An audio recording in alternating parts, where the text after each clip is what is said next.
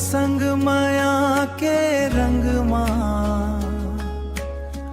रंग गे है मोर जिंदगी। तोला देखत मुस्कुराथे मोरे आँखियों मोर खुशी। गाँव के गली माँ जब तुर पायल बाजे रे मोर मन के आंगन माँ फूलवा सजे रे। तुर बोली मिश्री जैसन मीठ लागे हर बार। तुर बिना सोना सोना लगे मोला दिन नौरा। तोरे संग माया के रंग रंग गे है मोर जिंदगी।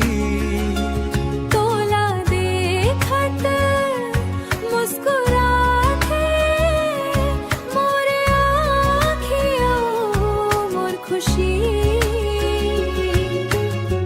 चंदा के चांदनी माँ तोर संग बैठ के मन के सब गोठला कहिबो हंसत हंसत के।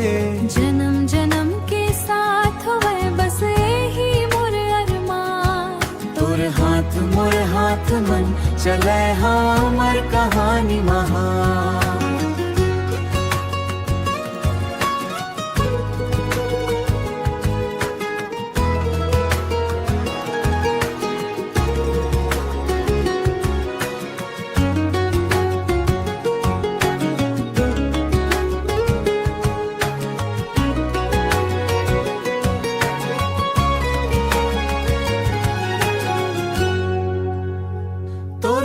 के छाओ मन कट जाही जिंदगी मोर।